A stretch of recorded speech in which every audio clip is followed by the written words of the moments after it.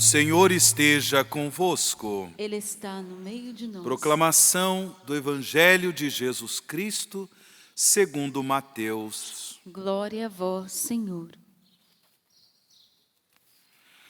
Naquele tempo disse Jesus aos seus discípulos: Ficai atentos, porque não sabeis em que dia virá o Senhor. Compreendei bem isso. Se o dono da casa soubesse a que horas viria o ladrão, certamente vigiaria e não deixaria que a sua casa fosse arrombada. Por isso também vós, ficai preparados, porque na hora em que menos pensais, o Filho do Homem virá. Qual é o empregado fiel e prudente que o Senhor colocou como responsável pelos demais empregados, para lhes dar alimento na hora certa? Feliz o empregado cujo Senhor o encontrar agindo assim, quando voltar. Em verdade vos digo, ele lhe confiará a administração de todos os seus bens. Mas se o empregado mau pensar, meu senhor está demorando, e começar a bater nos companheiros, a comer e a beber com os bêbados, então o senhor desse empregado virá no dia em que ele não espera e na hora em que ele não sabe. Ele o partirá ao meio e lhe imporá a sorte dos hipócritas. Ali haverá choro e ranger de dentes. Palavra da salvação. Glória a vós, Senhor.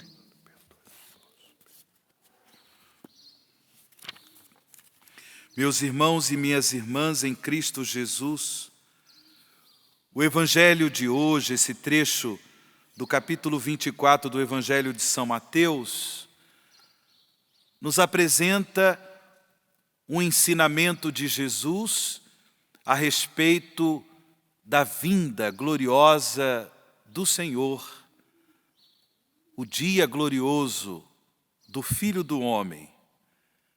E por causa desse dia, Jesus nos ensina a importância da vigilância, a importância de estarmos preparados. Nós esperamos este dia como igreja, esposa do Cordeiro de Deus, que tira o pecado do mundo, dia após dia, a esposa, a igreja, suplica: Maranatá, vem Senhor Jesus. O dia glorioso do Senhor, que a Bíblia chama de fim dos tempos, será um dia de festa, será um dia de manifestação plena da salvação de Deus. Esta salvação que Jesus já conquistou para nós em sua Páscoa de morte e ressurreição, por sua morte de cruz e gloriosa ressurreição ao terceiro dia. Nós já fomos salvos, mas fomos salvos em esperança e aguardamos ansiosamente a manifestação plena desta graça redentora de Cristo por ocasião da sua vinda gloriosa.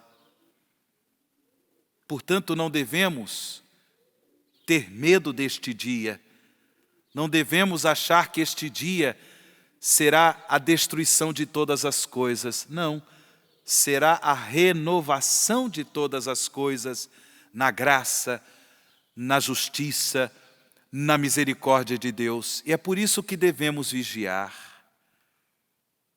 É por isso que devemos nos preparar como discípulos e discípulas de Jesus, como cristãos, cristãs, vigilância na fé, vigilância na prática das boas obras, vigilância animada pela esperança de participar das núpcias do Cordeiro, de participar desta festa da salvação plena da humanidade.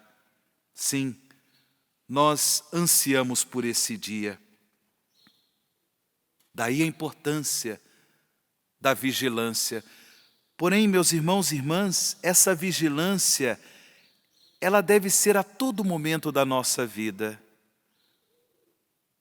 Estar preparados, viver atentos àquele que virá no fim dos tempos para estabelecer céus novos e uma terra nova, mas atentos àquele que vem a cada momento da nossa vida. Mesmo esperando o dia glorioso do Senhor, meus irmãos e irmãs, a cada momento da nossa vida Ele vem. Nós, enquanto somos peregrinos neste mundo, vivemos a graça de visitas muito importantes, muito significativas de nosso Senhor. Vindas concretas, reais, de Jesus ao nosso encontro. Nós estamos reunidos aqui para celebrar a Eucaristia.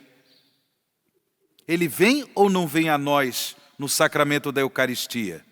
Sim ou não? Bem, Ele vem. Então nós esperamos a sua vinda gloriosa, céus novos e uma terra nova, mas já na alegria de acolhê-lo nessas vindas contínuas, vindas de amor, vindas onde Ele nos traz a graça, a paz, a salvação. Estar vigilantes, estar preparados para que possamos acolhê-lo a cada visita que Ele nos faz, por meio da vida da igreja, por meio dos sacramentos da igreja, por meio da vivência do amor fraterno. Amai-vos uns aos outros como eu vos amei.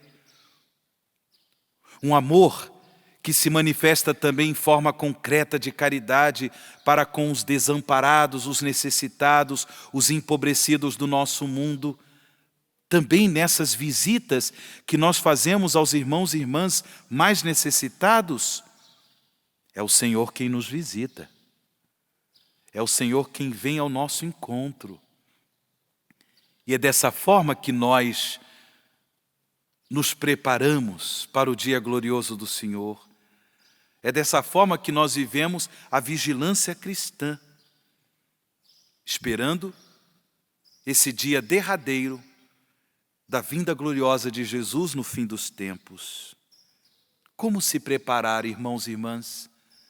Como viver ainda melhor a vigilância cristã? Realizando a nossa vocação comum, a vocação à santidade. Ser santo é assumir com coerência a vocação batismal. Nós ouvimos na primeira leitura desta Santa Missa, nesse trecho da primeira carta de São Paulo aos Coríntios, que o próprio apóstolo São Paulo, ele deixa bem claro que aqueles que receberam o batismo já foram em Cristo Jesus santificados. Aos que foram santificados em Cristo Jesus, diz São Paulo na primeira leitura, chamados a ser santos, junto com todos aqueles que em qualquer lugar invocam o nome de nosso Senhor Jesus Cristo, Senhor deles, Senhor nosso. Sim, irmãos e irmãs, desde o batismo já fomos santificados por Cristo Jesus. Desde o batismo se inaugurou a nossa vocação à santidade.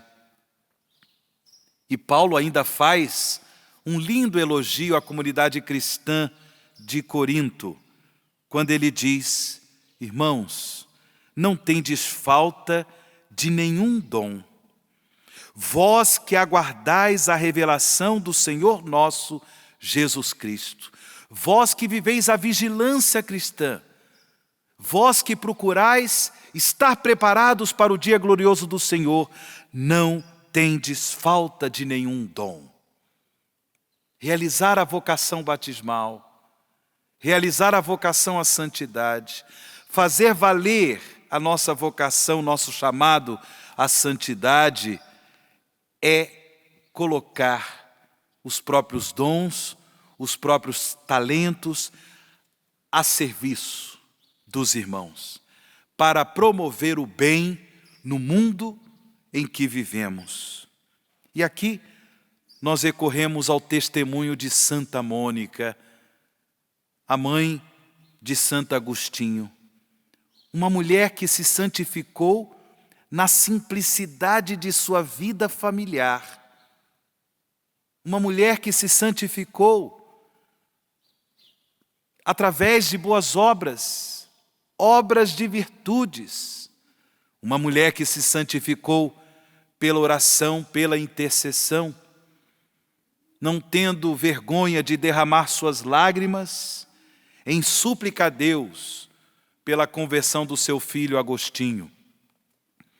Santo Agostinho, em sua obra clássica, conhecida em toda a humanidade, a obra As Confissões de Santo Agostinho, ele mesmo tem uma página na qual ele reza a Deus, porque o título do livro é As Confissões, justamente porque é um livro em que ele narra a sua história, a sua vida, os acontecimentos, mas ele narra em forma de oração a Deus. Então são confissões de Agostinho a Deus. Então ele tem uma página em que ele narra o momento da morte de sua mãe, o momento em que ela partiu. Naquele momento eles estavam na cidade de Óstia. Óstia é uma região litorânea, perto de Roma. Inclusive em Roma existe a Via Ostiense. A Via Ostiense, que é uma estrada que vai do centro de Roma até o litoral do mar Mediterrâneo. E ali, em Óstia, Mônica declara o seu louvor a Deus, porque ela morria feliz, tendo em vista não somente a conversão de Agostinho, mas que Agostinho depois se tornou padre e se tornou bispo de Hipona. Então ela se alegra, dizendo ao seu filho, eu morro feliz, justamente porque eu vejo você como um servo de Deus. Que coisa bonita, lágrimas que não foram derramadas em vão. Eu digo sobretudo às mães que aqui se encontram, aos pais que aqui se encontram, vocês não derramam suas lágrimas em vão por causa da conversão dos seus filhos. Vocês não derramam suas lágrimas em vão.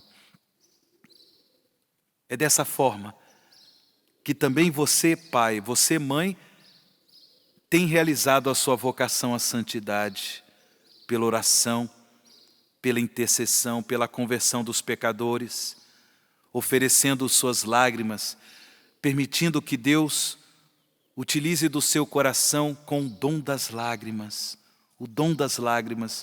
de chorar não apenas os próprios pecados, mas de chorar também os pecados dos outros, suplicando com as suas lágrimas a conversão dos pecadores. Vamos em frente, irmãos e irmãs. Vamos trilhar esses caminhos que a palavra de Deus nos aponta e dessa forma, dia após dia, teremos o nosso coração aberto às visitas de Jesus, na expectativa do dia glorioso, o dia de Deus, quando Ele virá julgar o céu e a terra, julgar os vivos e os mortos e manifestar plenamente céus novos e uma terra nova. Louvado seja nosso Senhor Jesus Cristo.